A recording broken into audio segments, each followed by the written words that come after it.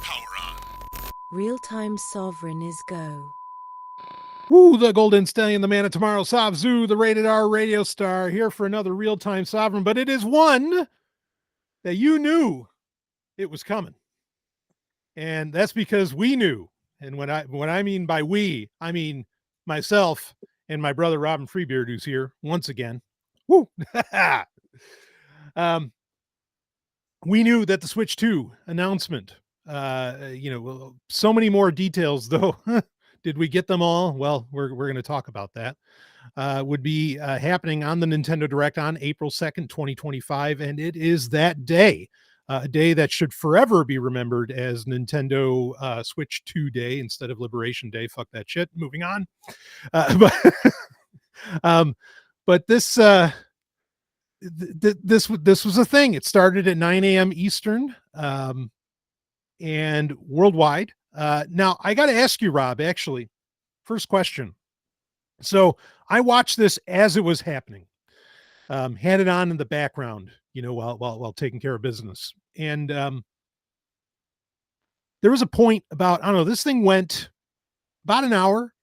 And I want to say at about 45 minutes in, when they're doing some of the the second round of third-party developers, third-party games coming for it, where the video froze. The audio kept going, but the video just flat froze.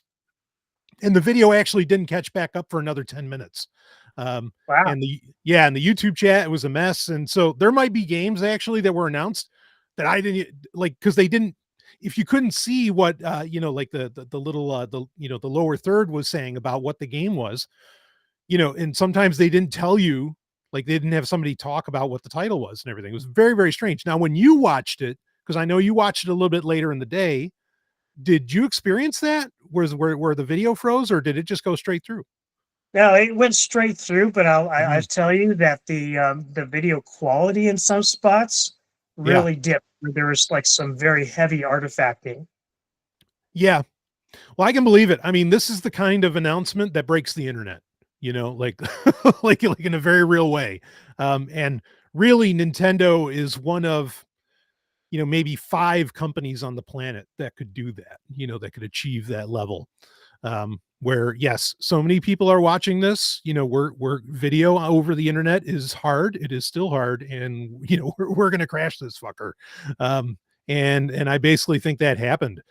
But we've got quite a few things to get into our thoughts on this. Of course, I'm sure most people have already gone to Nintendo Life or Nintendo Everything, or even to Nintendo.com itself, and have gotten all the juicy details that they wanted. And that's not a bad move to have done, because honestly, a lot of the details we were looking for, such as price, pre-ordering information, and even some other little tidbits that I would have mentioned during during the Direct, that I don't know why they didn't. We didn't find out until much after, until well after the website, like the pre-order website was up. I guess I'll ask Rob, just opening this baby up. I mean, overall, what excitement level, with like a 5, being like, wow, Satan has returned and everything's going to be great. 1 being, no, Jesus has returned and oh shit, this all sucks. No, that's a bad scale, but like, where was your excitement level on this? I gotta admit, I mean, it's hard to get me excited these days. Sure. Part of that, sure. I think, is part of getting older, and 2, just because of kind of the times we're living in. Yeah. So like, I don't want to say it wasn't exciting. I could see that there were a lot of things in there for people to get excited about. Mm-hmm. But for me, it was pretty mid. It was mid. So you're thinking like a 3. Yeah. Okay. Yeah, I probably sit in the same spot, just because it felt very safe. It did. Yeah. I mean, admittedly, like, you and I are guys that whether we mean to or not, will encounter a lot of leaks and rumors and all this. And a lot of those ended up being very true, right down to the launch day. Yeah. For sure. Yeah. Well, I mean, there's even games that we've known about for some time that finally got announced. Right. Right. Yeah, I mean the launch date of June 5th. I mean, like the rumor mill was June. That ended up being true. Like the well, don't want to get too far ahead of ourselves, but like the GameCube announcement, for Nintendo Online or Switch Online, that was another well rumored thing to be happening. I mean, we even knew about like through the patent process about a new GameCube controller, being, I mean, and that was months ago that we learned Right, about that. right, right. So yeah, so And, that, I mean, and go there's ahead. been rumors that Rare was working on a new Donkey Kong game for, I don't want to say, like over a year. Yeah, yeah, yeah. So, like a lot of things I think that might have shocked us harder. You and I probably, were like, oh, well, okay, that's something that might happen, and at least it kind of, I think it tempered some of the excitement, the Yeah, rumor mill. yeah. There was one announcement that kind of caught me off guard, and I thought, oh wow. I mean, it wasn't like, not a game that's like personally, very exciting to me. Mhm. But it is a big deal. What is that? Go for it. That would be the new game from Software that got announced, Duskbloods. Uh, Yeah. that that getting announced first on Nintendo is a big deal. Yeah, I mean, it seems like in the world right now, you get like a year exclusivity or so. Like that seems to be pretty common. I'm curious if it's going to hold to that. I was intrigued. Yeah, I mean, when I think From Software, I instantly think Armored Core. And like when I saw that trailer, and they saved that basically for the end. I mean, which I think vindicates your point that this is a huge deal. Um, Right. so tremendous dev team. I mean, just tremendous. Some of the Yeah. best in the world. Yeah. No argument Yeah. there. I got the sense at first, I was like, wait, as soon as I saw From Software, I'm thinking, holy shit, are we going to get an Armored Core game on Switch? That'd be amazing. But then after you start to see the content of what it is, very, vampiric stuff. Right. Initially, Oh, I thought it was Bloodborne. yeah, yeah, yeah. Or, I mean, I was thinking like, I, like my first thought was, okay, they told you who the developer was at the beginning just because they don't want you to think it's a Castlevania game and then have you fall flat. You know, What I mean?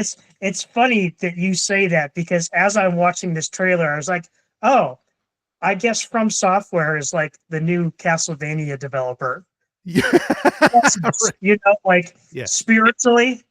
Yeah. Yeah, exactly. Yeah. Yeah.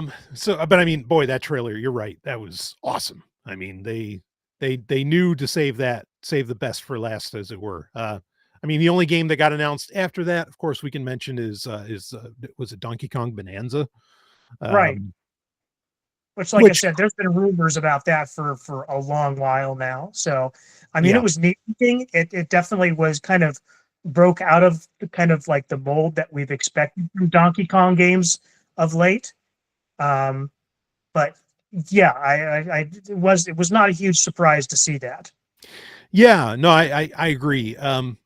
And I mean, there were nice visual, member berries, or is that what that the word people use, of like Donkey Kong Country in it, which was nice. Kind of getting shot out of the barrel and all that stuff. Right. But yeah, I mean, that's another one that looked fine. Uh, Yeah.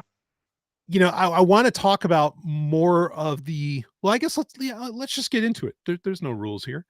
The launch titles, I mean, that was part of, speaking of like saying this was kind of safe, and my excitement level was a little on the lower side, or mid, like you said. Um, I don't know. I always like, I didn't really think that there was anything comparable to, say, Breath of the Wild, Oh or no, no. I uh I really, like I said, I really think in terms of first party, like I would say, if we were to judge this direct just based on the first part of titles alone, I would actually say this was a 2. yeah, yeah, yeah, yeah. I mean, because this is the thing. Like I think back even to the GameCube. I mean, to say nothing of the N64, which is a whole other fucking animal. Um, and it's like seared in my mind. The ad in the little Toys R Us, newspaper pamphlet, whatever, for all the launch games for the GameCube. And, I look at that and go, oh, fuck yeah. Fuck yeah. Like everything is, yep, let's do it. Luigi's Mansion, let's go. Star Wars, Right. Rogue Squadron, Rogue Squadron 2, let's do it. Waiver, all that. Okay. And I guess I don't remember as well, like the launch for the Wii and the Wii U, but I don't know. Yeah. I'm with you. It seems like a very, not counting third party, it seemed like a weaker lineup, and so much like they didn't have to bring over. I mean, they're bringing over games from Switch 1, and we'll talk about that, but that felt like more exciting than what was coming for Switch 2. What do you think? Yeah, I mean, I'd say with the exception of the new Mario Kart game, which admittedly does have some things in there that I think are a huge improvement. Yeah, that bouncing off the wall too. Yeah. Well, that like I really like the fact that it's going like more of an open world style game, and that you have a free mode, a free roam function. Yep. That's really cool. I think that's neat. Because that really like opens up opportunities to expand, what that game is and what kind of gameplay you could do. Because there's things you could do other than racing, I think, with Mario Kart. Right. Yeah, I mean, and I want to give the credit to Rob here. Rob, in fact, in the last episode that we just did, that actually, as of this recording, released yesterday, you had said during it, boy, I hope that they don't call it Mario Kart 9. They need to stop. They need to drop the numbers. And, yeah. And that's exactly what they did. I feel like when you start getting close to like double digits, it's time to like reboot, know? Yep.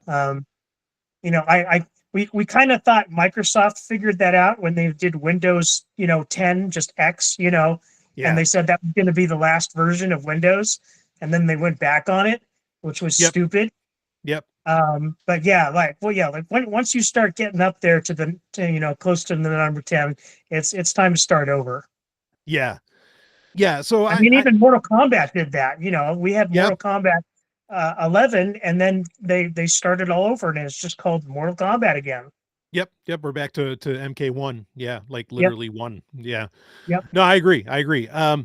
Yeah, and it did look awesome. I mean, it was very smart of them to show that off first thing. Like let's just get this out of the way, because I mean, look, Mario Kart 8, has it ever left the top 10 of video games sold since it launched on the Switch?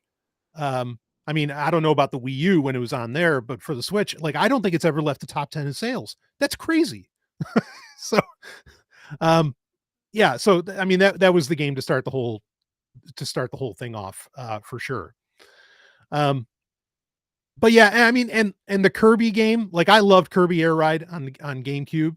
Coming out with Air Riders and having Sakurai, like making it. I mean, I guess that was the way to make the Smash Brothers people happy. I don't know how that's going to go. What, you're just shaking your head. I'm not up on my Kirby lore. Yeah. Well, there have been, he's had like, actually there have been kind of Kirby copies of Smash Brothers, and it looks like they're kind of heading in that direction with this, where like there's the different colored Kirby's and all that. Anyway, it looked fine. Like they made such a big deal about Sakurai making it that, I mean, clearly they're looking for this to be a huge deal. I don't know what that's going to entail or mean. I think it's bold to have 2 premier racing games, first party, like I mean, I'm sure there's space for it, but I just think that's a very odd choice.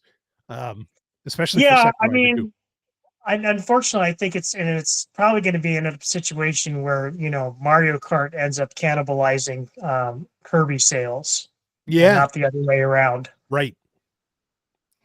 Yeah, it's a weird thing. I mean, I'll be curious to hear more about it. I don't even think we got like a launch date on that thing. Maybe we did. but boy, I don't know. Like that's going to be odd. You know, I mean, I want to bring this up because there was a point where they were like towards the end of it where they were just showing, you know, it was like a quick like sizzle reel of, you know, a bunch of games that are going to come out for it. And it happened kind of fast. And Yeah. There was one game in there that I was like, oh yeah, I'll buy a Switch 2 for that. And they brought up Fast Fusion, which Fast Fusion is a racing game, another racing game. But it's a sequel to a Switch game called Fast RMX. And Fast RMX is basically like the closest you're ever going to get to a new Wipeout game. And so Fast Fusion, you know, is basically the sequel to that. And I mean, I love Fast RMX. It was one of my first purchases for the Switch. So definitely intrigued to see what they deliver with that. And I don't think Fast RMX came out for any other system. I could be wrong about that. But if that's a Switch 2 exclusive, I think that's going to be worth people's time. But it was one that I was like, wait, you know, like the heavy gamers, they're going to know that you should have spent some time with it, but they didn't. So whatever. Yeah. There was one other thing in that quick round of announcements that I saw that kind of surprised me too. Mm-hmm. And that was them finally drawing a line in the sand and saying that Hollow Knight Silk Song was going to come out in 2025, which I'm kind of right. Very bold of you to like actually, you know, put that in writing. Oh man. Like, no, really, it's going to be GTA 6 to market. Okay. I agree. I thought I was shocked. I was like, wait, Silk Song? Yeah. Oh boy. What did you think of that the Ridge Racer? Oh, well, first off, yeah, I mean, there's a lot to unpack about that. Yeah, I'm excited as fuck. Like, I mean, obviously I have those games on emulation, whatever, right, you know, where I could just play them that way. And it's not R4, which R4 is far and away the best the series has ever done, but that's a great option. And I mean, the thing that's almost more exciting is it's part of the Arcade Archives 2 series. Right. So that means that's, you know, Hamster's just going to keep that going. How about you? What did you think? I here, like, I was kind of actually kind of surprised if they even bothered. Really? So, I mean, it's kind of like, I don't mean that in a negative way. Yeah. I kind of mean that in a positive way. Like, oh, wow, well, maybe there's some other older games that, you know, that haven't really gotten any attention that might finally get some attention. Yeah. And especially arcade games.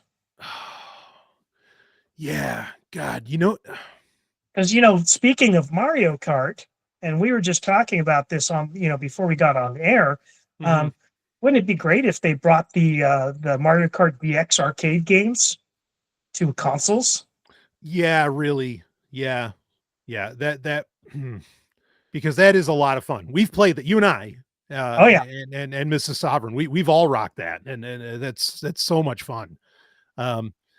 Yeah, I mean, there's real potential here, I think, including with the camera accessory. And I know we were talking about this earlier before we hit the record button, but you know, with the camera accessory, where you can do a lot of the kind of fun social things that only arcade games have ever really done.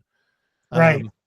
So if you don't know about this, like if you've never played any of the Mario Kart arcade games, there's a kind of a fun feature in there where they've got a camera built into the arcade machine, and they have different portraits of the characters that kind of overlay over your face.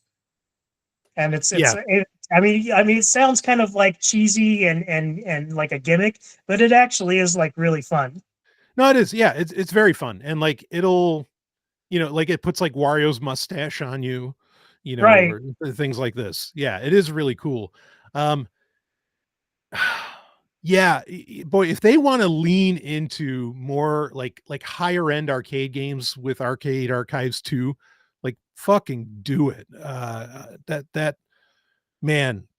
exciting. Like I'm instantly thinking of, there's a game in the 90s in the arcade called Cyber Sled. Now, Cyber Sled did get a release on PlayStation 1, but it's a twin stick like tank game. And so with the PlayStation, it was an early PlayStation 1 game, so you didn't have the dual analog sticks yet on the controller or anything like that.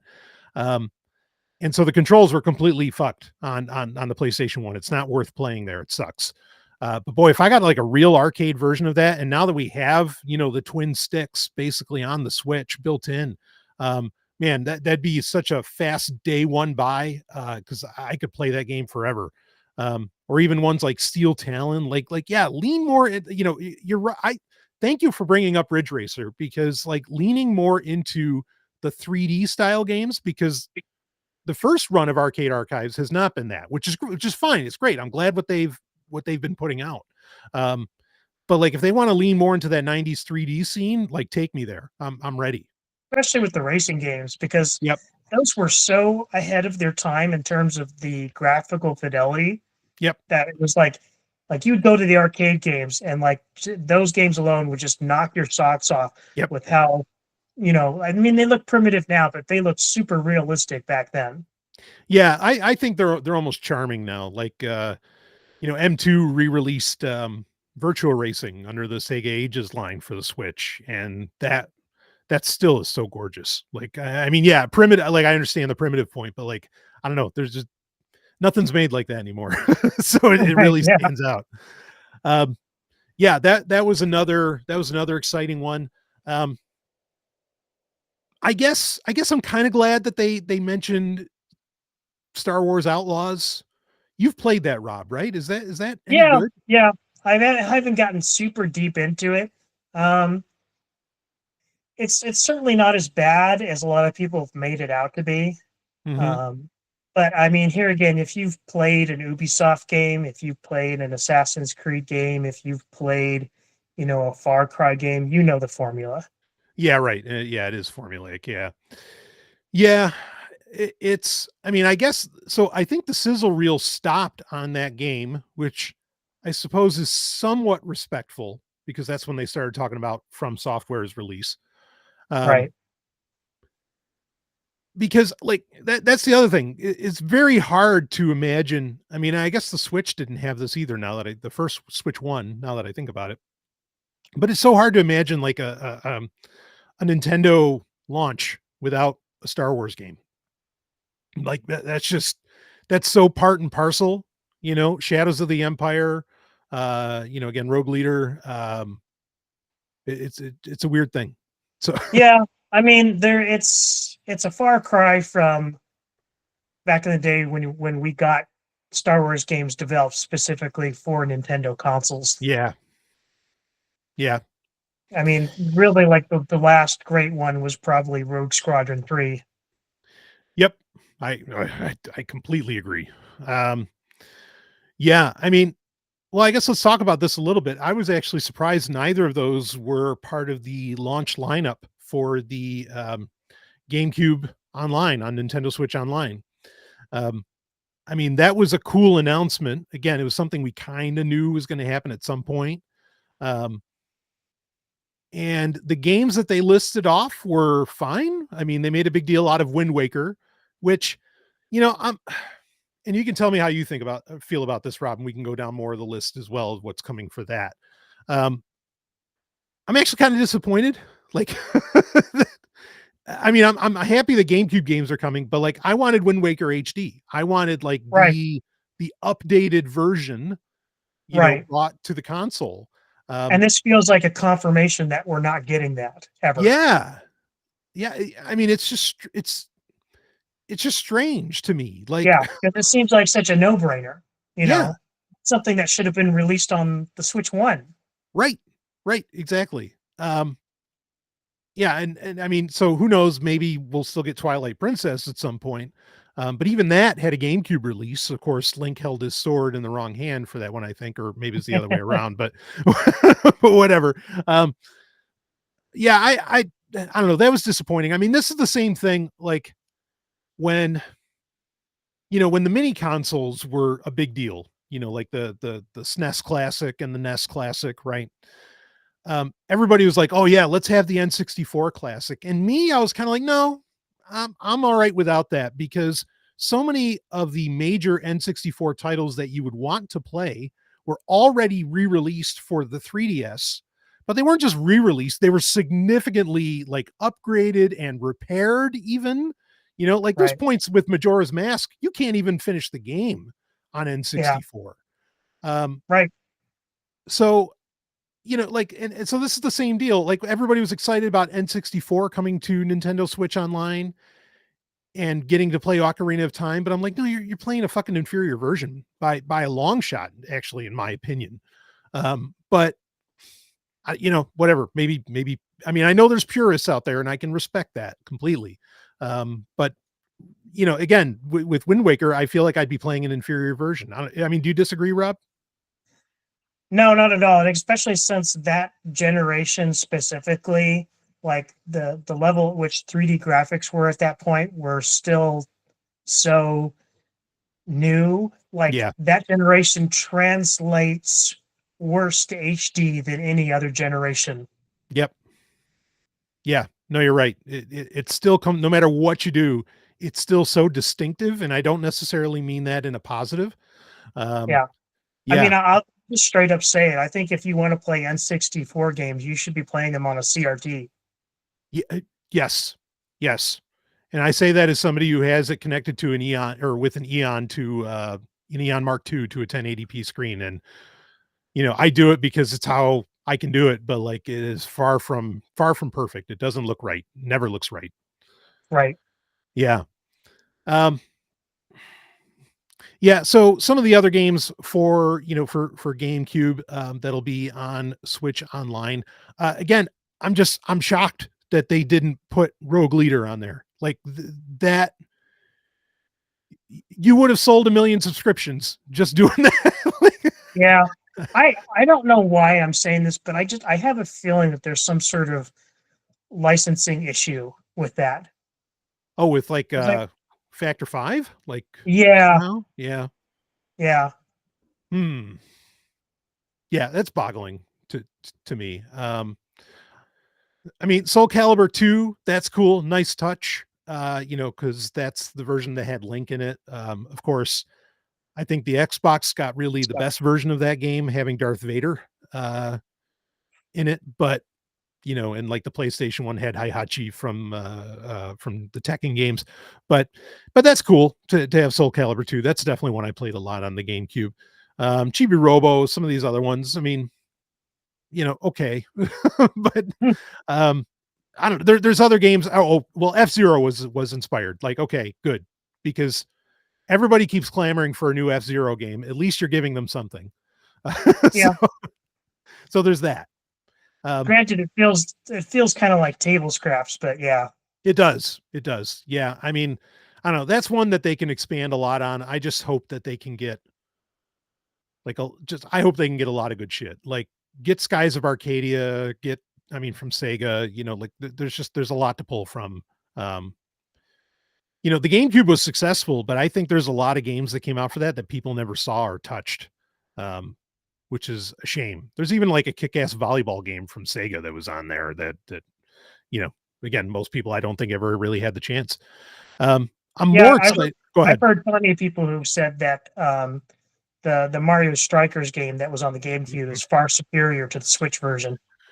Yeah. No, I agreed. And it's a pretty good bet we'll get like, Smash Brothers Melee will end up on there. Oh yeah. I mean, that's what's going to sell those controllers too. Yep.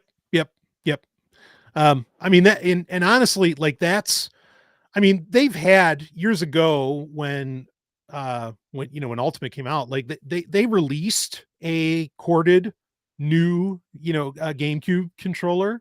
But honestly, like this is the most exciting thing about that announcement isn't even playing the GameCube games. I just love the potential to have a solid Nintendo built wireless GameCube controller that I can actually connect to other things. Yeah. Like, I mean, I use go ahead. As long as they make enough that you can actually buy one. It took me 4 years to get 4 N64 controllers. Yep. But I did it. I would like to think that Nintendo has learned their lesson, but they I don't. hope They so. don't always do. No, that's true. I want to touch on that as well when it comes to the pre-order situation, because it looks like they're trying to take some steps against scalpers, but oof, kind of weird at some of what they're trying to do there. But I mean, the thing I'll say is like, getting those N64 controllers for me was completely worth it, because then you get a company like 8-Bit Mods or whoever who will come out with an adapter, a Bluetooth adapter that you can connect to an actual old school N64 and give you so many features with it, built-in memory pack and rumble and all this stuff where you can hot switch between the two and everything. And, now you have the best of both worlds. Like you have this, Right. amazing, like modern controller that can do so much. And, but you get to rock it on the old school hardware. And to do that for GameCube, like, I think, that's worth it on its own. Even if somebody didn't want to switch to, getting your hands on one of these GameCube controllers, I think is a very smart move. So anyway, we'll certainly see what ends up coming out more so, because I think they only showed off like 5-6 games for Switch Online GameCube, but that the price tag of the Switch Online Plus expansion pack is starting to really justify itself a lot more, and we'll get into that in a minute. But Rob, what other games was there anything else that we didn't mention that really like stuck out to you before we get into the upgrade thing? I mean, a lot of it was just kind of, like I said, very expected. I mean, it was kind of like a no-brainer. I expected Elden Ring.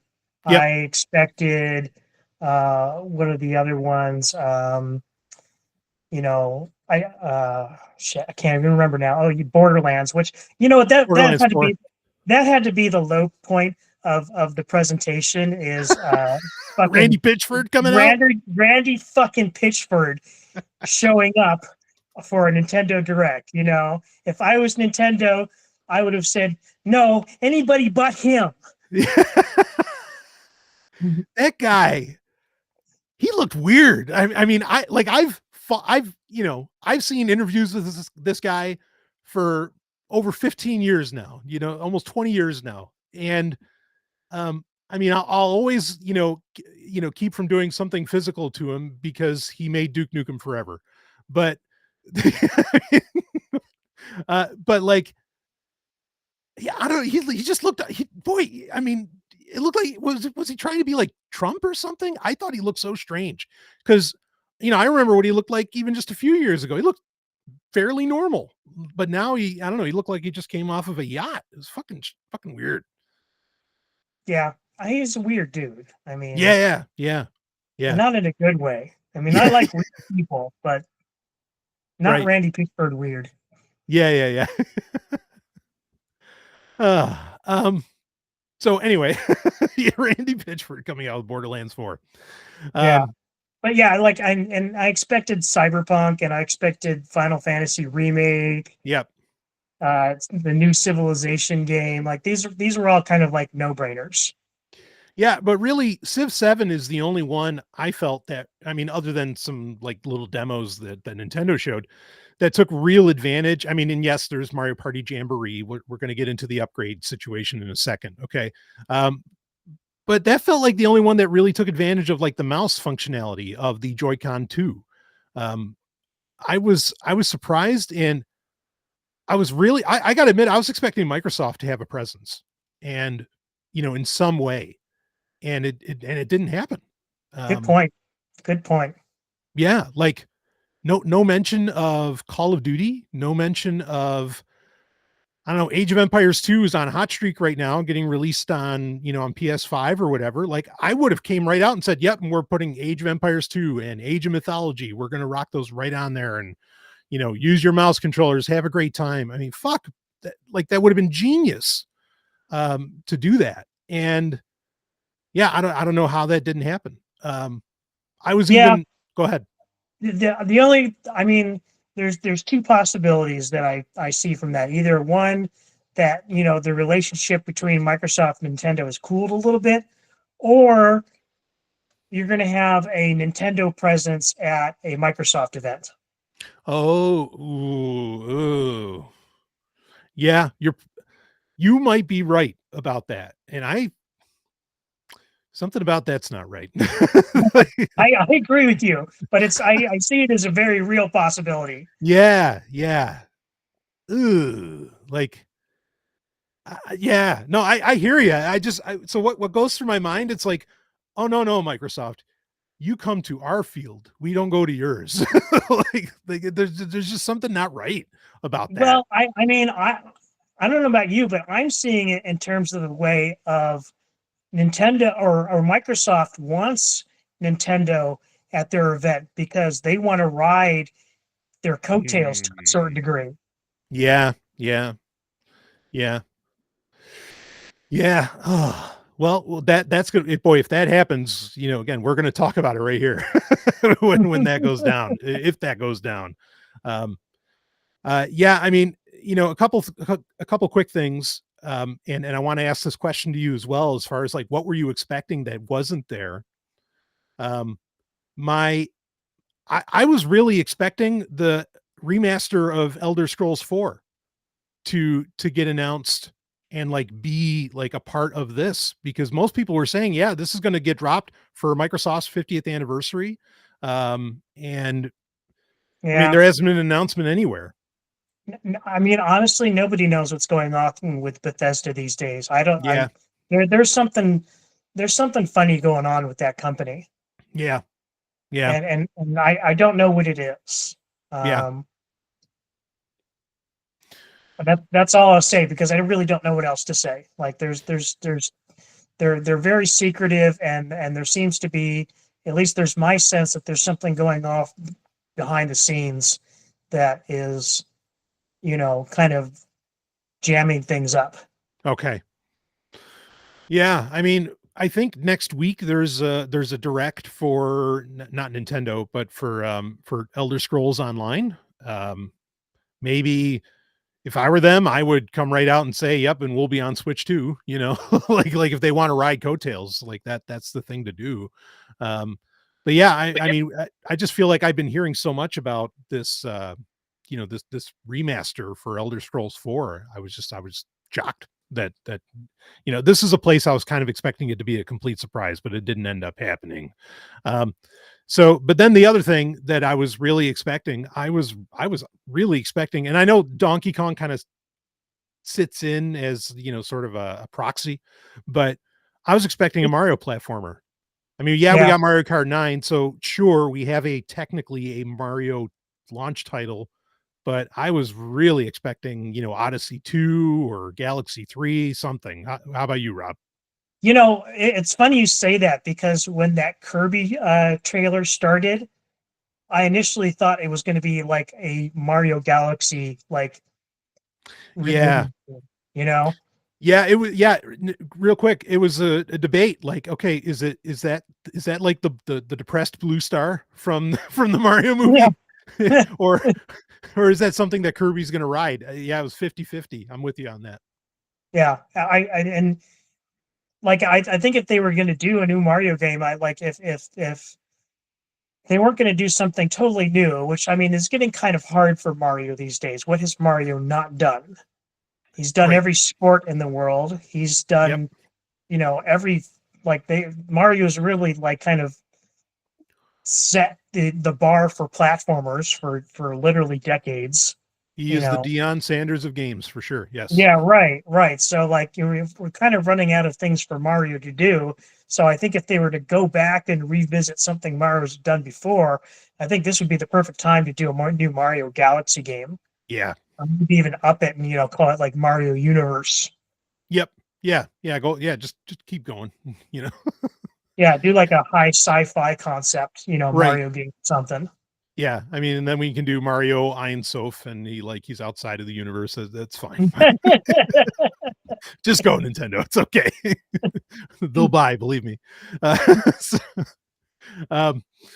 Yeah. Okay. Yeah. I mean, again, that surprised me. So what else, was there anything else you were expecting that is game wise that didn't get announced? I mean, it's not really a big deal, but like there were some third party games that I would have expected to make it across, like Diablo 4. And oh yeah. Yeah. Cause Diablo 3 was almost a launch title for Yeah, Xbox it One. was. Right. They even And made like the Diablo edition of the console. That was amazing. yeah. And then they had, the Diablo 2 Resurrected Yep. as well. Where the I'm text trying to was think. way too small, unless you have the Yeah. OLED version. Yeah, and I would have expected Baldur's Gate 3 to be on there, and it Good wasn't. point. Yeah. Well, I mean, Hasbro doesn't know how to make money, so like, I'm not surprised. Yeah. I mean, they already buried the chance of there being a sequel to that game. So I mean, Yeah. whatever. I mean, Oh, but yeah, fucking, it's just kind of like third party stuff that kind of felt like it was missing. But that could always come later. yeah. Yeah. No, I agree. I mean, again, you can only launch with so much. Right. Yeah, And what I think if they honestly, like, they had enough third party games. I think if they announced any more third party games, it kind of would have stole Nintendo's thunder to a certain yeah. degree. I mean, it almost did already. Yep. Yep. No, that's totally fair. Okay, so two last games to get into, then we can talk up some hardware. Um, what did you think of that, like that welcome tour game? That was You know, weird. yeah, right. Yeah. And you got to pay for that. I was like, who the Yeah. fuck's going to buy that? No, I don't think anybody is. I think that's going to be a big dud. Yeah, that should have been a pack-in. Like, it Yeah. could have been Yeah. cool then, but I what mean, the fuck? that's like asking people to pay for Miiverse. Yeah, well said.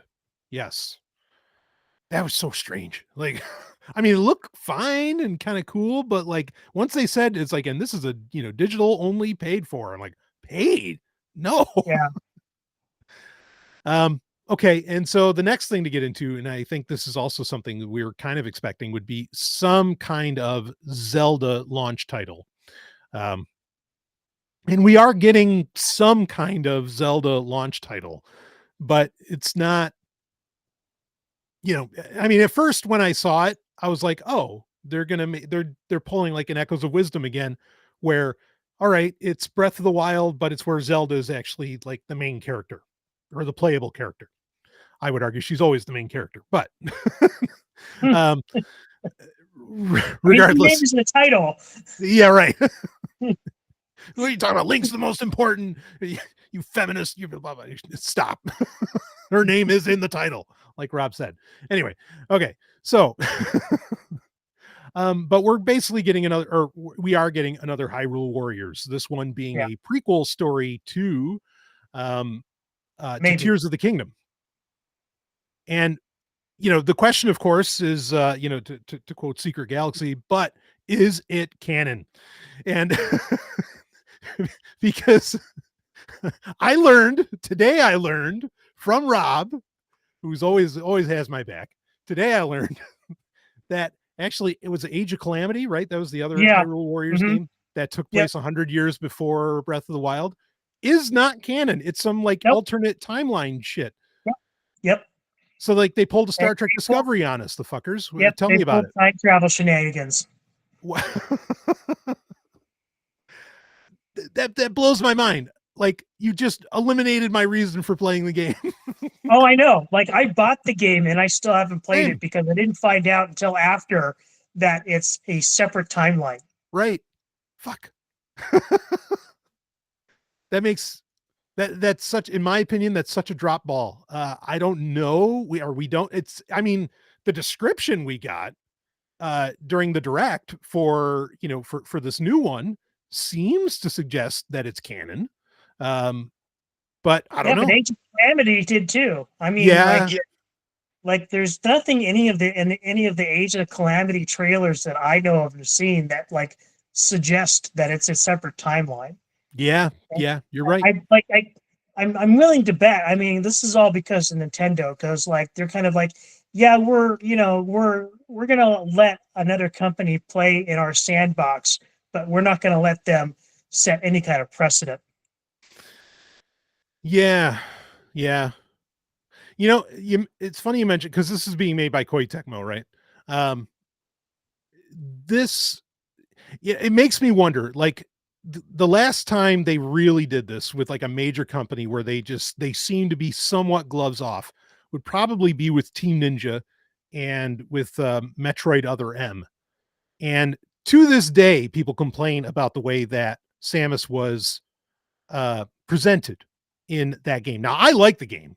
I like it fine. And I don't really have I don't necessarily have an issue with the way that Samus was presented in that game. In fact, it gave her some humanity, much needed, in fact. Not complaining. She was a great character long before, but I'm just saying that, like, it was nice, I thought. Anyway, whatever. People can complain in the YouTube or Spotify comments and, tell me how I'm a fucking moron about, about that. I mean, it doesn't really matter because the popular perception is that that's the black mark on the franchise. Yeah, which is ridiculous because it's fucking Team Ninja. But okay. Anyway, so maybe Nintendo's just skittish about that. Like, oh, don't hand over the canon, the reins of canon to third-party devs. I don't know. Yeah. Oh well. I mean, I'm just gonna say, like, I this is one thing I actually disagree with. I'm not really that big on Team Ninja. Okay. No, that's. I think they're overrated. Wow. But then again, I feel the same way about Kojima. Oh, I don't disagree with you about Kojima. And all due respect to long friends gone, like, I don't exactly get it. I mean, I get it. I understand it, that's what people think, but to this day, I just, I mean, Metal Gear is great, but like, it ain't that great in my opinion. Yeah. Not even, in fact, not even close. Like, it wouldn't even make my top 10 of game franchises. But oh well, there's a thumbs down button. I don't even think the original NES game was that great either. No, not even the MSX one, which had a little more. Right. Yeah, no, totally, I agree. I mean, honestly, the best game in that series was like Twin Snakes on GameCube, which maybe we'll get that. But yeah. So okay. Not if Konami has anything to say about it. And they seem to have a lot of things to say. Like, no, you can't make Castlevania. Right. I'm sorry. We have a hit animated series on Netflix, but can you have a new game? No. Yeah, right. It's like, you only made the best show on TV right now. And like, oh, okay. So anyway. And folks, if you don't believe me, boy, watch episode 9 of season 3 of that show, and you'll go, what the fuck is on TV right now? Your mind's just gonna. Anyway, okay. Don't want to get lost here. So let's keep talking about games just a little bit more, and then we're going to get into more of the hardware thoughts on that. But this is an area that I think that this was a make or break area for the release of the Switch 2. And that is, okay, what happens to my Switch 1 games? And is there going to be some kind of enhancements a la PS4 to PS5? From playing a game on Switch 1 to Switch 2, what is the price bracketing for all that? Like, what does all this look like? And we got some answers during the direct, but then others didn't come until later. So basically, a couple of things they highlighted is that, yes, there will be Switch 2 exclusive content and upgrades, of course, going up to 4K, 60 FPS, whatever, if it's docked, for Breath of the Wild, Tears of the Kingdom, Kirby and the Forgotten Lands, of course, Mario Party Jamboree, and those are just to name like 4 of them that they bothered to talk about. And there was even some interesting like functionality with the Nintendo Switch app, which, boy, it's about time you did something else with that. For Breath of the Wild specifically. But even like Kirby and the Forgotten Lands is getting a whole other storyline added onto it, which is pretty wild. Now we don't know. Okay, so we know the pricing of Switch 2 games, and it's actually a very tiered pricing, at least as far as even within Nintendo's first party games, right? Like Mario Kart 9, I think, is $80. But then like Donkey Kong Bonanza is like 70 or something. Or somewhere, it's a little bit lower. So there's some range in this, even with the AAAs, even with the AAA titles. Okay. What the upgrade prices are, I haven't seen anything about that yet. Now, when I heard about the upgrades at first, I'm like, well, yeah, okay, kind of expected this to happen. And actually, I wanted it to happen. Like, if you got the better hardware, yeah, let's beef things up. That's fine. Adding in whole other levels and shit. I mean, that's, well, no pun intended. That's a whole other level. But I mean, Rob, I mean, how do you feel about the upgrades and the whole concept of like upgrade packs and everything for this? It's very Nintendo. Yeah. Nintendo does the Nintendo, basically. Yeah, Nintendo does what Nintendo does. Right. And if anything, I mean, like, I do feel like there's one area where there was a huge missed opportunity. Okay. And I understand this was a long shot, but if they really wanted to knock people's socks off with this concept, they would have added more content to Tears of the Kingdom, you know, like an actual expansion, rather than just quality of life features. Yeah. Because everybody expected, you know, Tears of the Kingdom to get DLC, and they said, no, we're not going to do it. So if you really wanted to impress people and blow them away, give them something totally unexpected, that would have been the thing to do. It would have sold the system too. I mean, like that alone would have done it. Yep, for sure. I agree. I mean, there's plenty of things to sell it in what got announced, but like that really, like, I think that would have cinched it, you know? Yeah. Like if anybody was waiting, they wouldn't wait. Yeah. I mean, I'm going to pre-order it and buy it anyway, but that really would have kind of like put all the kind of like the oomph I needed to, like, I need this. Yeah. Exactly.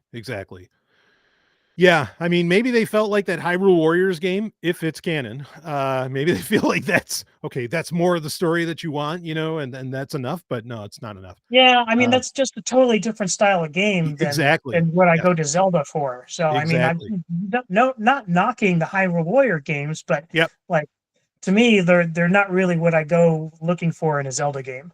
No, because I mean, a hallmark of those two Zelda, you know, Breath of the Wild and Tears of the Kingdom, really is the peaceableness of it, like just the most calming nature of it.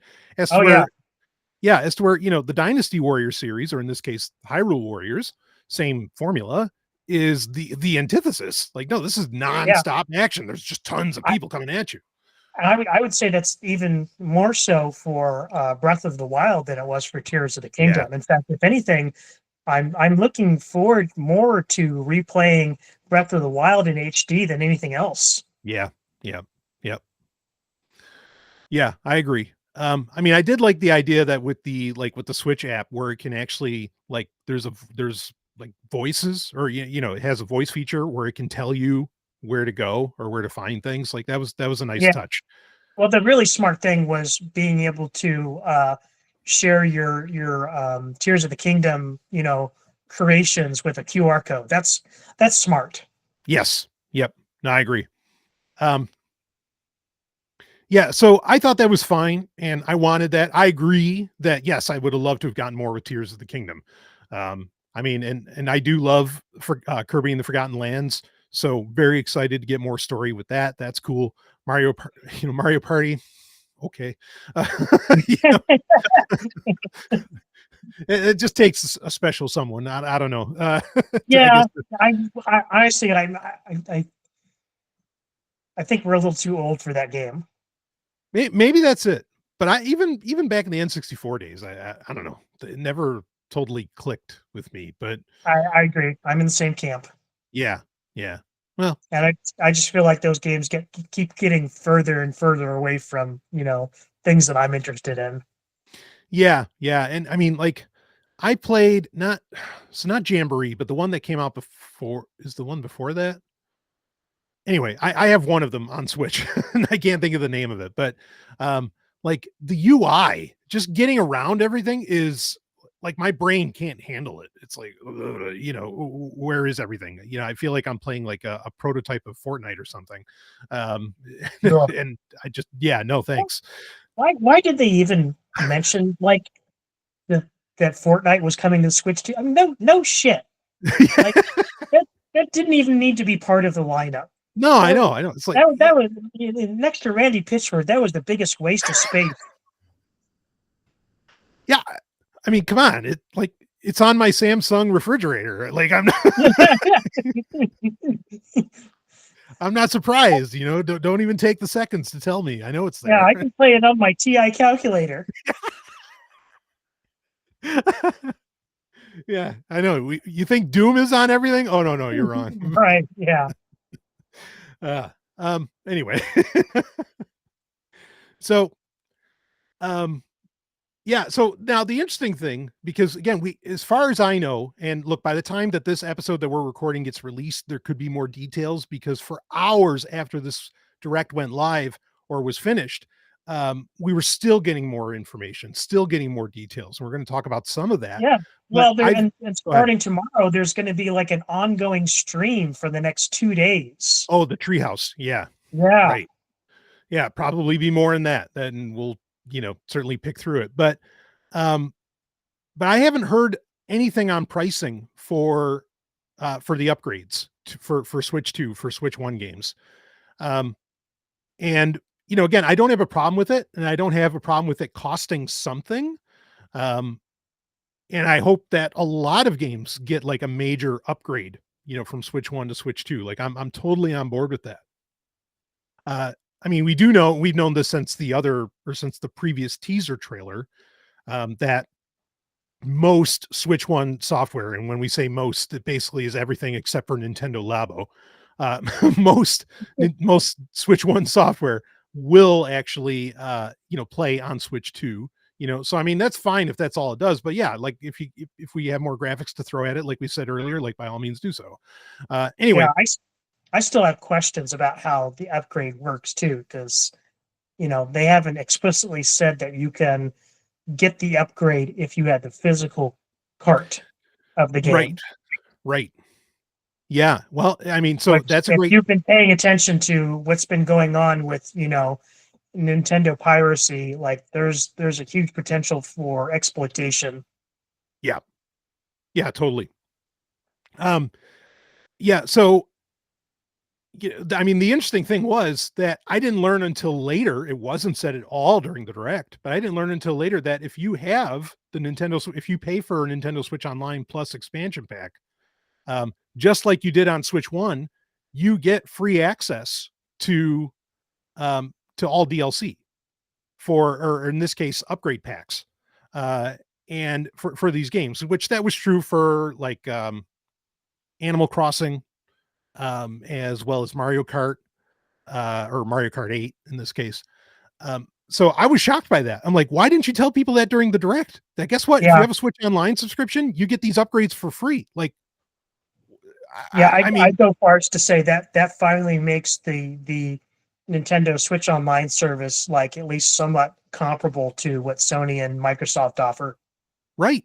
Like, I mean, again, it instantly became a no-brainer at that point, in my opinion. And because, I mean, even just with these 4 games, like whatever the price of the upgrades is, I bet it would cost the same as a year of Switch Online with expansion pack. So, anyway, I'm still baffled why that didn't get announced, and it was only something that you could find out about later on. And I didn't find out about it until you told me about it. Right. And it was a pleasant surprise, because I'll be honest with you, like I said, I would have been willing to pay for the upgrade on Breath of the Wild day one. Yeah, right. Yep. Yeah. So Nintendo in its wisdom, I don't know. Maybe they left strategic things out, because they knew investors were like watching this or something. I don't know. And they didn't want to like freak them out. Because I mean, that's almost not Nintendo. Like, really, you're not going to make people pay for it? Yeah. Wow. Really? Thank you. Yeah. So anyway, that's an interesting tidbit to take away from. And I guess at this point, unless you have anything else you want to say on the game aspect, Rob, at this point we could talk about what the pre-order situation looks like, and then maybe talk some hardware. No, like you said, I think most of the game announcements were best characterized as very safe. Yeah, super safe, super safe. So, um, well, that said, so the pre-order situation is incredibly strange. We got no mention of price of anything during the direct itself. It was only after the fact that people found out about price, and $450 for the base model, and then $499, 500 basically for the model with Mario Kart 9 that will come with as a pack-in. And that is a deal because, like I said, Mario Kart 9 on its own is $80. So, you're saving $30 there, Yeah. in going with the package. Um, But that does come in a bit higher than what the rumors were sure. on the pricing. So it's about $50 more than what people were expecting. Yeah, I mean, how much does this have to do with tariffs? I don't know. But, That's not a invalid point. I mean, mhm. they could be pricing ahead of where the market's going to be, at launch. Yeah, I mean, still ultimately cheaper than the competition, which is a place that Nintendo has settled in since the GameCube, quite frankly, when it was significantly lower in price than its competition. Um, so I guess, like myself, I'm not surprised that it came in at this price point.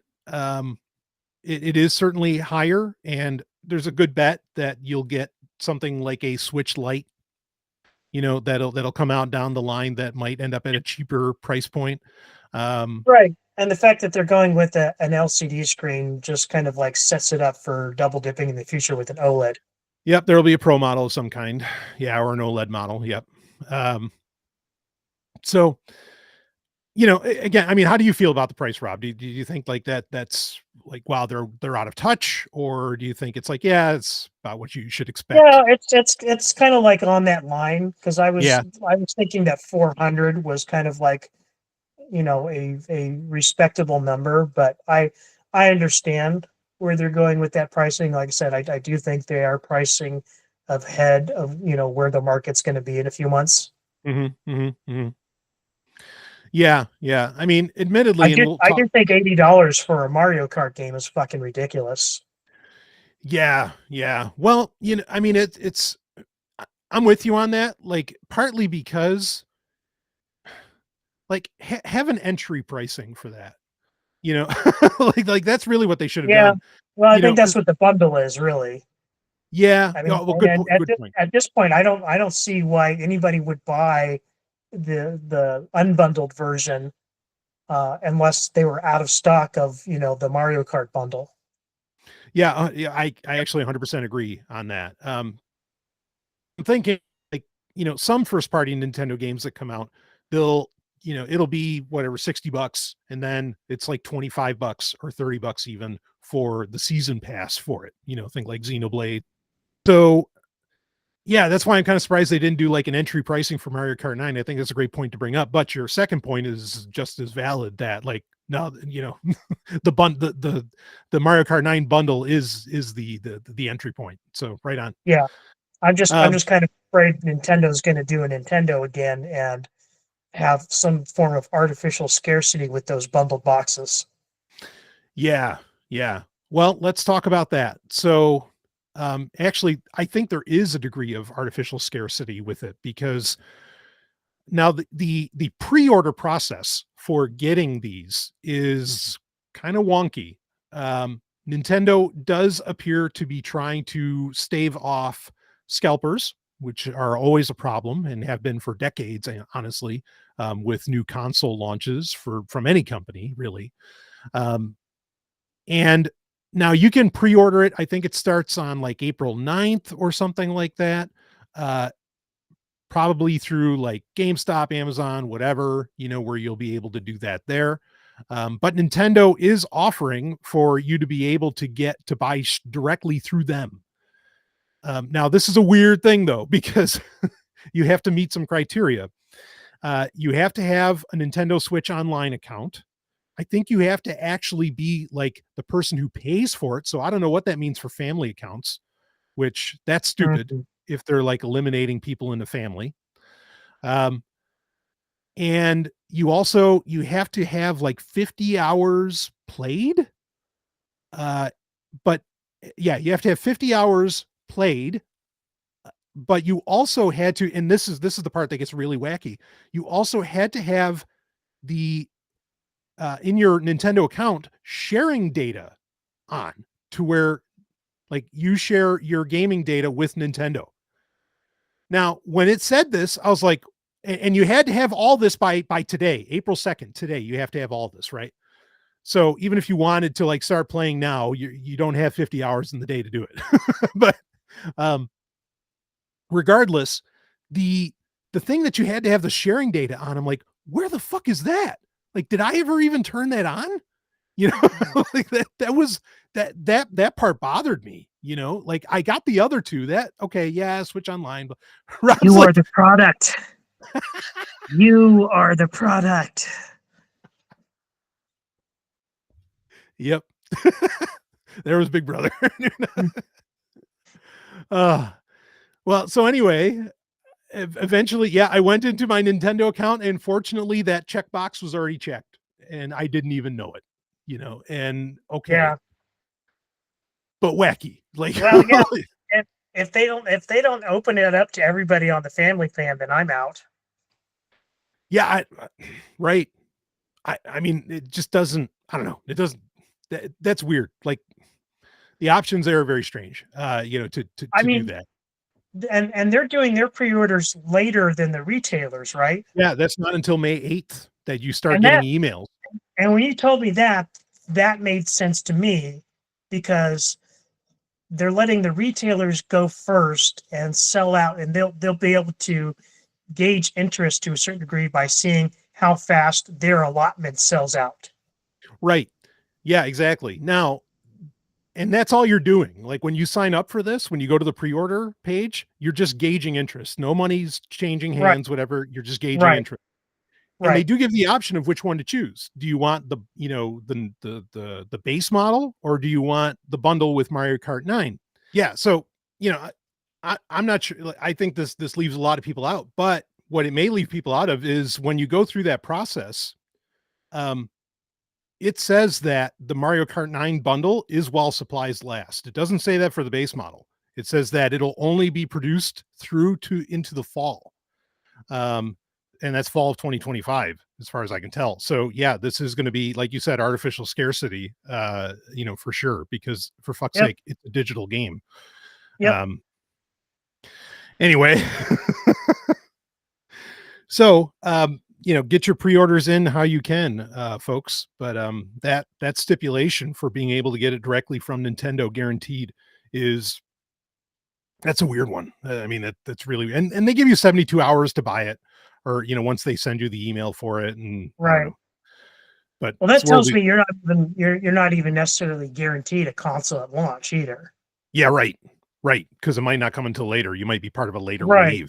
Yeah. Right. Exactly. Yeah. Yeah. Crazy. I guess it's just a way to make sure you don't overpay. Yeah, I mean, I do appreciate that somebody is trying to do something about the scalpers for once. I mean, because that's become a real problem ever since COVID. Yeah. No, I agree. You know, another popular item that often falls into the scalper range, that I was also surprised to get confirmation on, is there will be new amiibo. And in fact, for Breath of the Wild and Tears of the Kingdom, there will be new amiibo. Wow. Yeah. I mean, there were other games that they mentioned during the Direct. They didn't mention it for the Zelda games, but other games during the Direct, they mentioned that there would be amiibo. Oh, I think it was one of the Capcom games. Oh, Street Fighter 6, which, by the way, yes, I'm also excited for that one. But yeah, Street Fighter 6, they said there would be amiibo for that. And I was like, wow, that's fucking cool.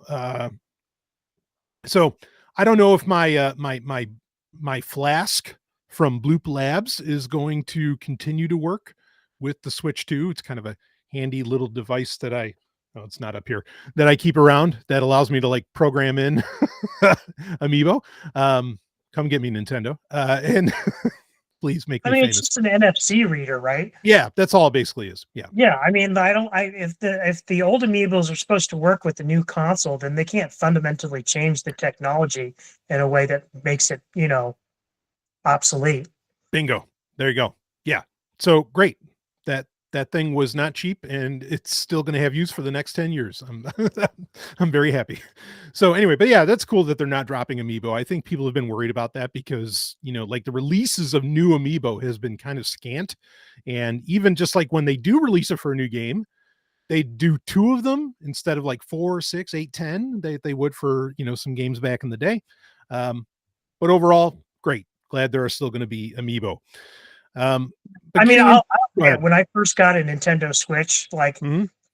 I swore that I would never buy an amiibo. I thought it was just like stupid plastic garbage. You didn't really. I mean, admittedly, they kind of like they won me over. Well, they're beautiful.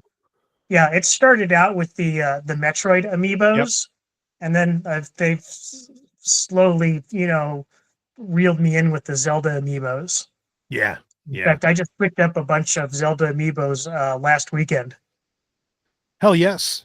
Were they Tears of the Kingdom ones or were the It was all over. Yeah, it was Breath of the Wild. They didn't have any Tears of the Kingdom. I got a Majora's Mask one and the Twilight Princess Wolf Link. Oh, that's a great one. Yeah. Totally. Yeah, cool. So that's the thing that's still going to happen, folks, and those investments are still valid, which again, I mean, I'll, give the devil their due. Kudos to Nintendo for not making everything worthless. But this is something else that I didn't really get an answer on. Let's start talking about the hardware more. Do Joy-Con 1 work with Switch 2? Like we have the Joy-Con 2, which are very impressive. We know about the C button now, that it's basically like a social button, a chat button. A little bit disappointing, but also okay, like at least they're doing it in a not original but novel way. But yeah, I'm very curious if because there's people who have like collected every new version of Joy-Con that have ever come out. Is that all obsolete plastic now or what? I mean, have you heard anything, Rob, on that? No, I haven't. Although there was something that was revealed about the Joy-Cons that was a huge relief to me. And Which I am glad that they're using electromagnets on those instead of, just regular physical magnets that right. would deteriorate over time, because that would put a real, like, kind of shelf life, if you will, on the console. Yeah. Shelf life on the console, half life on the magnets. So Yeah. yeah. No, agreed. I thought that was very reassuring because when we first heard the rumors it was going to be magnetic, I'm like, yeah, I know there's some strong magnets out there, but that can be a problem. But Yeah. I don't think that'll be an issue this time. Yeah, so that's good. The Joy-Con 2 overall, they just made everything on them like bigger, which great, Yeah. The mouse Yeah. functionality looked pretty cool. It's mouse and gyro, so in a certain way, it's actually superior to a mouse. But Right. that wasn't, because it has like another axis that it can operate on. Yeah. And kudos Nintendo for continuing to up the ante and kind of controller technology.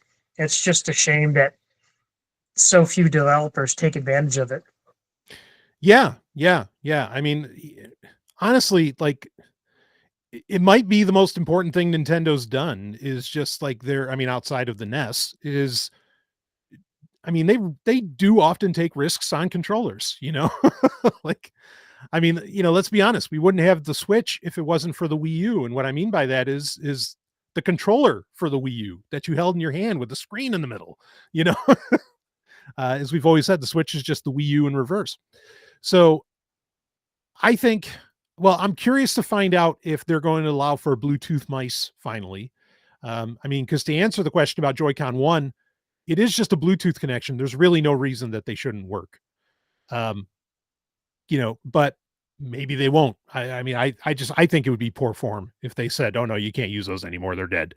That would just, in my opinion, would come off as stupid. But who knows? It's Nintendo, right? Right. But yeah, the mouse functionality is nice. I think that pretty much confirms that we're going to get Mario Paint on Switch Online for the SNES, which why not? And getting into more of the hardware, the screen is what? It's about an inch bigger. Was that right? I mean, it's like 7.9 Yeah. inch 1080p. I mean, it's kind of looking like the Switch 2 is going to be about the same size as the Steam Deck, just thinner. Yeah. Yeah. Yep.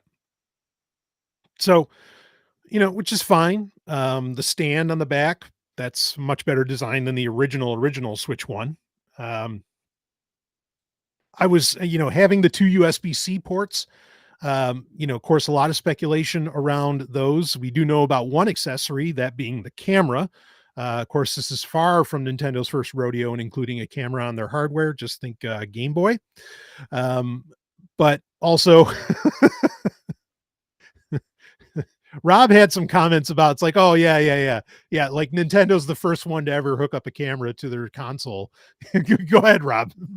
Well, I think my initial comment was actually about the chat feature. Uh-huh. And I was saying, it's funny how Nintendo can make, features that were introduced in other consoles 2 and 3 generations ago sound new and fresh.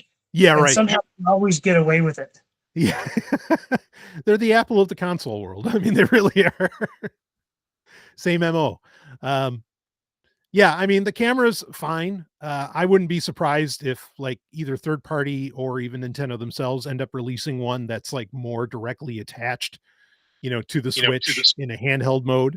Yeah, to be honest with you, with the way that they were showing it off, it kind of seems silly. Like, why didn't they include the camera in the docking station? Yeah, I agree. I don't know. I mean, maybe it's like people put their docks in weird places, But I mean, the way they were showing it, it looks like it's going to have to be at least connected via USB to that dock. Yep. So why not just include it? Yeah, and I don't know if we saw how many I mean, I know they did like a quick teardown of the dock, of the back of the dock, but I'm not sure. I don't recall how many ports that happened to have. Because like the Switch 1 dock actually has, multiple USB ports, and, USB-C, like it didn't even need the USB-C in 2 places. Again, I'm not complaining. I like that there's a second USB-C port. I don't know if I saw an analog, if I saw a 3.5 millimeter jack on it, now that I think of it. Do you recall seeing one, Rob? No, but there was a leak that the Pro A controller is going to include a jack, which was proven true. Indeed, it does, and it has 2 more programmable buttons underneath. Right. Was GR and GL? They're calling them. That look cool. That's another thing. Like the Pro controller for Switch 1, like that controller's fine. Yeah. I mean, I guess it doesn't have the C button, but what the hell? Well, hopefully that's not all obsolete. Now, one of the things we didn't really get to find out was, what exactly is that NVIDIA processor inside of this thing? What is that NVIDIA chip in there? Still a bit of a mystery on that one. I don't know when we're going to get answers on that. But it seemed to, if it's handling things like Elden Ring and, Cyberpunk 2077, which that was also a big mention, I think, pretty powerful. What would you say, Rob? Yeah. Well, I mean, this is here again, pretty consistent with the rumors that we've had for quite some time, and that essentially the Switch was going to have the power of a PS4. Yeah, which fits with the 4K and all that, and it's cool that they have like performance modes and everything. I mean, I was just going to say that I'm glad that they did that. Personally, I would like my games to look better, and 60 FPS is enough. So I don't need to be running at 120. Yep. I'm not playing Fortnite. Nope. Yeah. I mean, and for me, and no one else has to do this, but I mean, I have a hard cap at 1080p.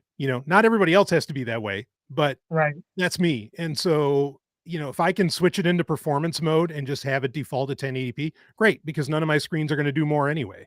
So yeah, my preferred is 1440, but I mean, that's not much higher. Yeah, exactly. Yeah. And to me, like, it isn't even about, resolution. It's more about dot pitch. Right. Yeah, bingo. Yeah, so that's fine with me. I really anything as far as hardware goes. I mean, even the requirement to buy a new micro SD card. I wasn't surprised. Yeah, I wasn't surprised. I admit it. Like I was kind of disappointed when I heard that you basically have to buy a new card. I thought that was kind of a little shitty. Yeah. I mean, and if they think, I mean, I'll say this: if anyone thinks that Nintendo's doing you a favor by having 256 gigabytes of onboard storage, let me disabuse you of that. That Elden Ring on its own is over 200 gig. Okay, so you're still only going to install one game. I mean, 4K, folks, is what you wanted. That's a game where if they can fit the entire game on a card, that would be $80. Oh yeah. Right. Physical cartridges would make sense at that point. Yes. Yes. Yeah. Yep. Yeah. I agree with you on that. Yeah, that would be true for a lot of this, where that would make a ton of sense to have physical copies, just because the size that these games are going to require is going to be insane. Right. Yeah, totally. Yeah, so you got to buy a micro SD express card. Again, I'm not surprised. I knew they were going to need faster speeds, and I mean, like PS5 and whatever Xbox Series up my ass, whatever it is. Like those, those are using like M.2 cards. Like I'm going to push back on that, because I mean, you can use an A2 card on a Steam Deck, and it works just fine. Yeah, it does just fine. That's interesting. So I don't buy that this was necessary in any way. Okay. No heat issues, like I mean, well, how long's the Steam Deck? Well, yeah, the Steam Deck. I mean, like it does. This Steam Deck has a strong fan too, though. I mean, so yeah, it does get warm. But it's I don't buy that it was necessary to do this. Yeah. Okay. Yeah. No, fair. I imagine Digital Foundry will let us know if that ends up being the case. Yeah, they're pretty good about that kind of shit. Yeah. I mean, it was already to the point that, like, when most people bought their micro SD cards for the Switch 1, like, you were lucky if you could get a 1 terabyte card, Oh yeah, I bought one of those as soon as they came out. Yeah, me too. Yeah. And, I mean, yes, now we have 2 terabytes cards, for standard micro SD. I'm going to guess that Express has a density that allows for much more. It's going to need it. Like you're going to fill a 4 terabyte card in no time, just with games. Oh yeah. So So I mean, so in that sense, maybe in like storage space, it might have even become a necessity too. I agree with you though. It does. I don't like that it's like a necessity. It can be a nicety, but a necessity is something else. Right. So I'm with you on that. Yeah. And then the onboard storage should have been 500 at minimum. I agree. Oh, I totally agree. Yeah. I mean, just think of, and all the quote unquote, all this is a game system, like it's insulting that like Apple still sells laptops with 256 gig stock, for a hard drive. It's like, what the fuck are you talking? Like in this economy, what are you talking about? I mean, it's 512 or bust on the base, anyway. Yeah. Crazy. So I'm with you on that too. I mean, the other problem that this presents is it's only going to lead to an increased prevalence of cloud games. Yeah. That shit. Yep. I agree. I mean, if you want to like do, Xbox Cloud or, Game Pass, whatever, like go ahead, but like selling full price games for cloud access is, I mean, the only thing worse would be Fortnite. It's just such a terrible model. I will be first to admit, I was never really interested back in the day in the Kingdom of Hearts. I would have been willing to try the remakes of those games, but they're cloud only games. Yep. So fuck that shit. Exactly. Not same. Yeah, I completely agree with you. Like, there's no way I'm paying full price for cloud access. That's madness. Yeah. So beyond that, as far as hardware goes, I mean, how do you feel about like the chat features? Is that something you think you're going to use a lot, Rob? Is that? Not unless we do it, which Yeah. I the problem with us is the time. Yeah. All right. Having the time. Yeah. Yeah. Yeah. I mean, that could be fun. Like, and it'd be a little, it's nice to be a little more face to face. Right. I will say, and it becomes a question of, and this is a whole other issue that, we don't have to spend a ton of time on because we really have no details. I like the idea of, kind of reinforcing, showing people's faces, because one of the biggest problems with, once online multiplayer became something that 6 to 12-year-olds could do, online multiplayer basically became the most toxic environment next to the sun, that humans could experience. So, and it might even melt you faster. What do you got? Well, that's a good point, because you notice that they also put the parental controls on the camera use too. Yeah. So I mean, as much as like when I first saw it, I was like, oh, Nintendo, no, don't do this. Like, just you're wonderful for keeping people together and getting them on the couch together. But then I thought about it a little bit more. I'm like, oh, but now, you can put a face to the toxicity, and maybe that'll actually stave off some of that toxicity. So yeah. Overall, I think it's kind of cool. I feel bad for the Nintendo engineer that's going to have to do like the AI detection on, detecting genitalia and other things like that. It's going to happen. Oh yeah. I mean, no doubt about it. Yeah. I felt like the camera was pretty low res, but now that you say that, I'm like, okay, maybe that's also a feature, not a bug.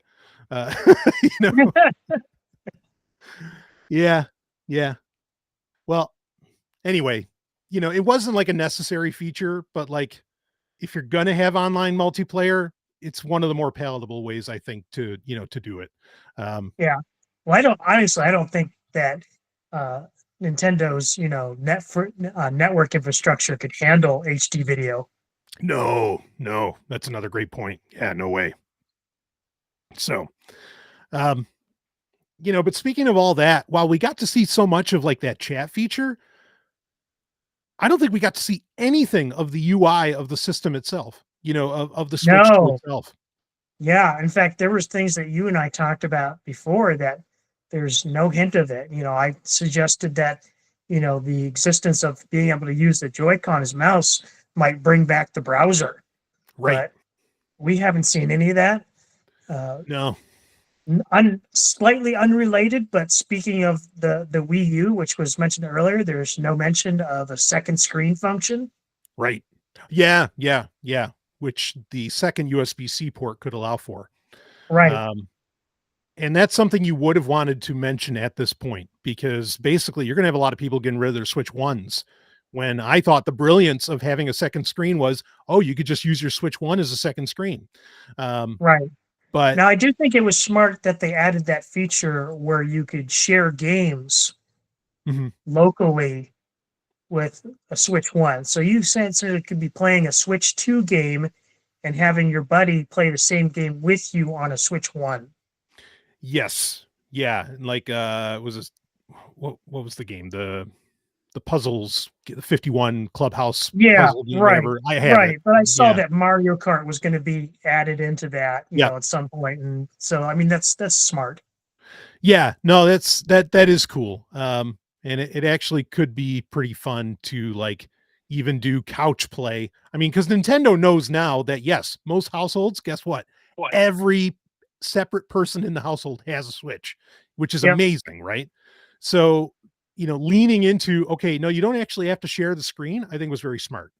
Like, even if you're still together, in the same house, like I thought that was a great overall, the multiplayer options worked for me. Like I thought that was okay. But again, yeah, none of the UI. And I can tell you, like, I saw the live chat, on YouTube as this was going, and there were so many people that just typed out the word themes.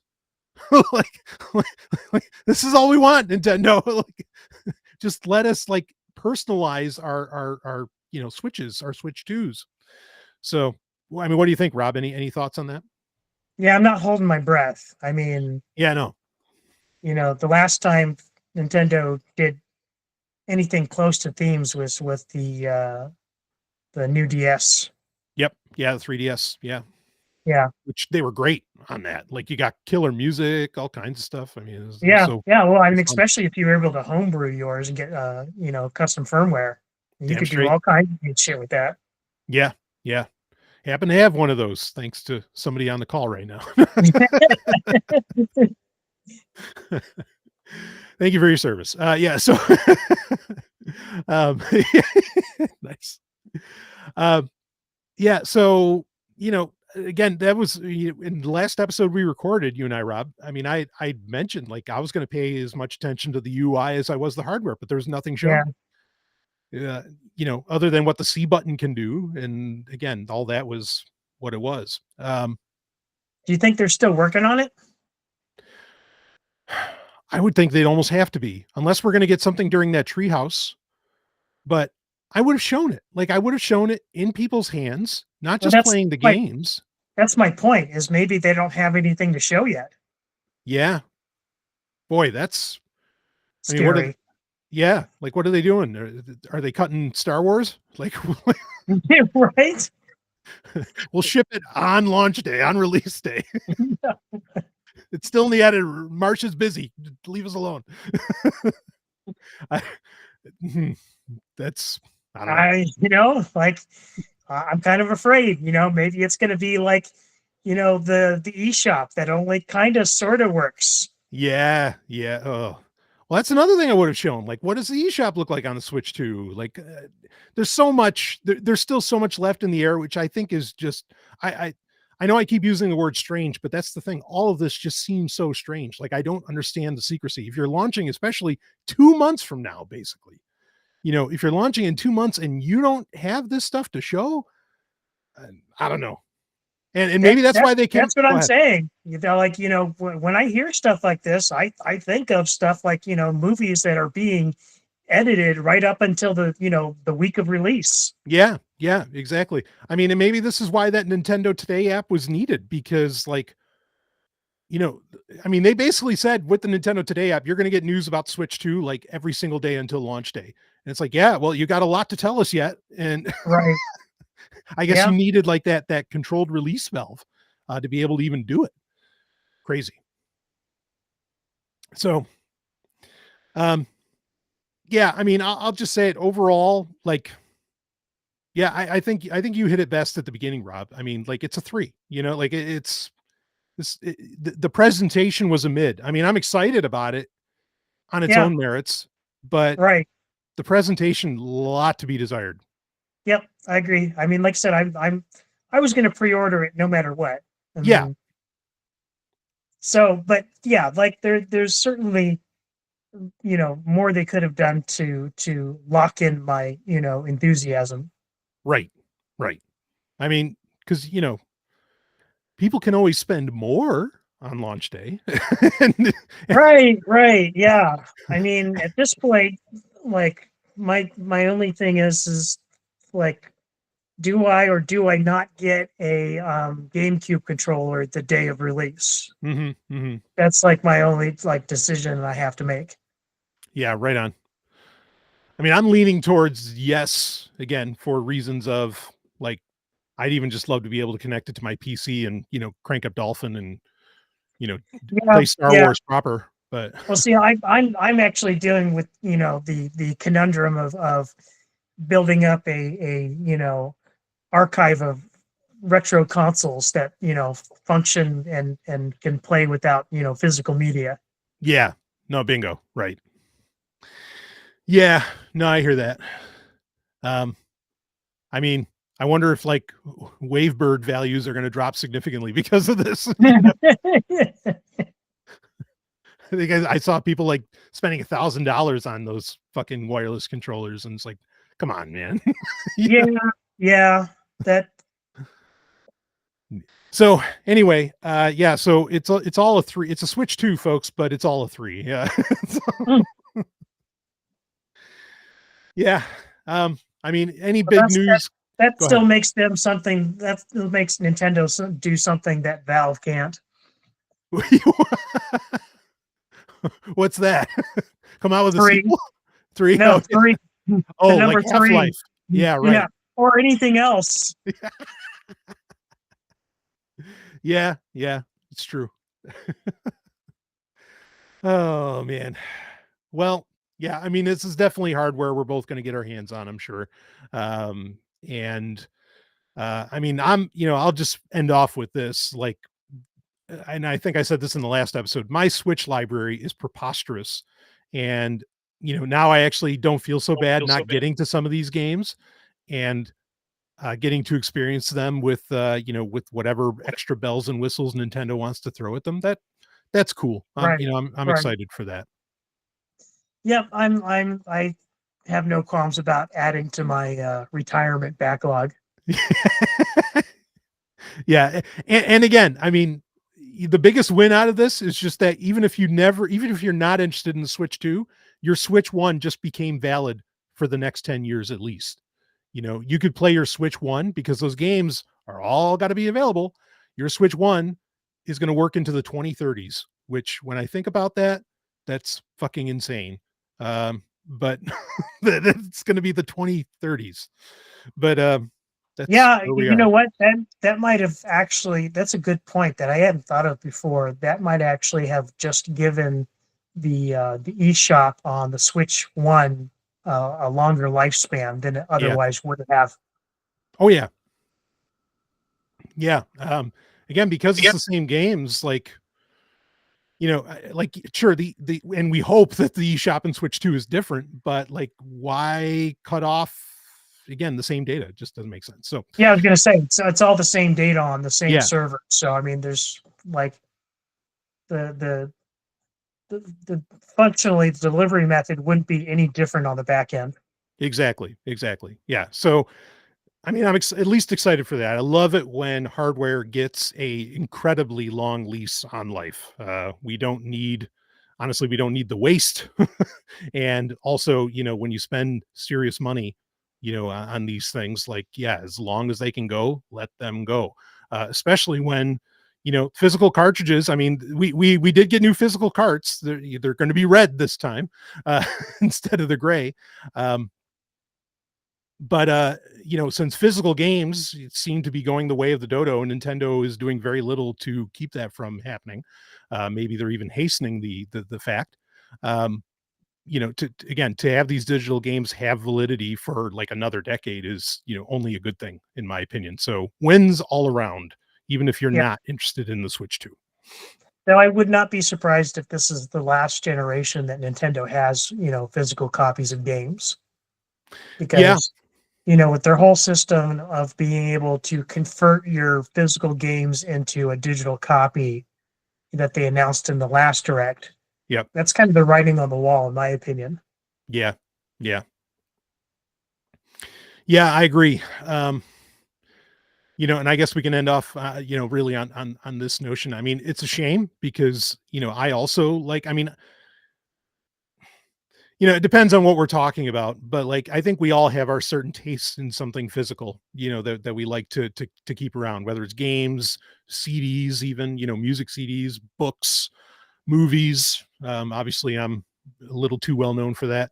And other things.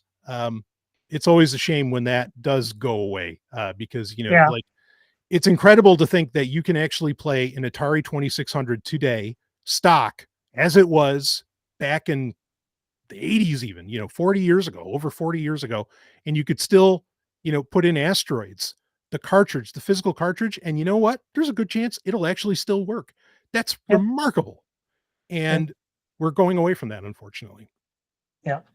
Well, I do think it's coming back to a certain degree. There are people that are starting to reevaluate the value of these different, online services, because they're starting to realize this shit can be yanked away from you, Yeah. even though you paid for it at any time. Yeah.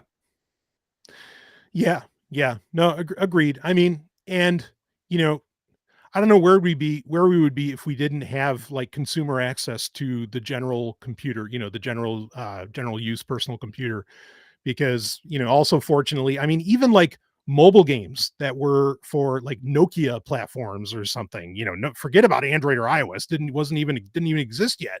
But like these ancient mobile games, are getting releases on PC, not by companies, but just by homebrew people who are like, yep, we'll reverse engineer the code and, we'll put in a compiler and get it out and boom, and so fortunately there is that preservation thing is very, very real. And I think that has woken up a lot of people to the fact that like, no, we still kind of need physical copies of this. We need access to the code in some form or fashion, or, something that can stand the test of time. So yeah, agreed. Anything else you want to end off with on this, Rob? Nope. Yeah. I mean, I wish I could be more excited, but yeah, it is what it is. I'm still looking forward to buying it, but if I don't get a Switch 2 on launch day, it won't be the end of my world. No, yeah, same. Yeah, that's exactly how I feel about it as well. Like if I have to wait a little bit, Right. Plenty of shit to play. Yep. Way too much. The only thing I'll be pissed off is if I have to pay more than other people do for Mario Kart. Yeah, right. If that bundle is that limited, yeah. No, agreed. But that'll definitely be. I mean, that would have been the first game that like Mrs. Sovryn and I probably would have played anyway. So yeah. Well, like I said, there's enough new in that game that actually I'm more excited about this than I was for Mario Kart 8 on the Switch. Yeah. No, oh, totally. I completely agree with that. Yeah, this looks pretty wild. Might actually be a bit of a lifestyle game, which we always love those big time. Right. But like I said, like I think the format really opens up the possibilities. I mean, like oddly enough, when I was watching the trailer, I was thinking, holy shit, they're heading towards Mario Kart GTA. Yes. Yeah, exactly. Yeah. Oh hell. I mean, if they want to do an update in the future where like Mario gets out of the cart and Right. Starts pounding the shit out of Bowser, like, yeah, all right. Well, I mean, just with the open world feature, I mean, Yeah. like I see them, adding in secret areas and Right. things you could find that you otherwise wouldn't be able to do if you were just racing people on the track. Yep. Agreed. Yeah. No, take this all the way. I mean, yeah, very, very cool. That the more I think about it, it's kind of the most exciting part of the whole damn thing. But, Yeah, no joke. Yeah. Yeah. All right. Well, anyway, with that, well, we'll see. No, we'll see you long before the Switch 2 comes out, but and we'll definitely see you before Grand Theft Auto 6 comes out. Boy, they dropped the ball. I mean, what if Mario Kart World does end up taking shit over and then like GTA 6 is a bomb? No, that won't happen. I'd be so happy. Yeah, I would be too. I would laugh my ass off. Yeah, I would like, too. Yeah, it's like Rockstar who? Like, what are you talking about? Coming out with Red Dead Redemption 3 or shut up, and I don't know. that's hilarious. But anyway, folks,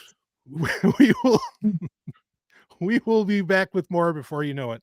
But for now, the Nintendo Direct happened, and again, and actually, all right, quick revision. No, the most exciting thing about this is that we can all finally shut the fuck up about the Switch 2 rumors. And that's because that's been bad for years. Not that they're unjustified necessarily sometimes, but that's been bad. So I'll be glad when this thing's finally in people's hands.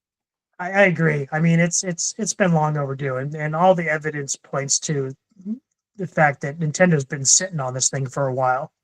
Yeah. It's not that the rumors like didn't have some validity; they did, but just like we never got anything out of it, so who cared?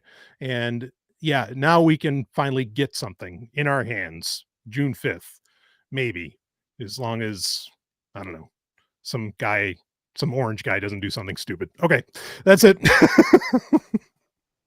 And we will see all of you, on the other side.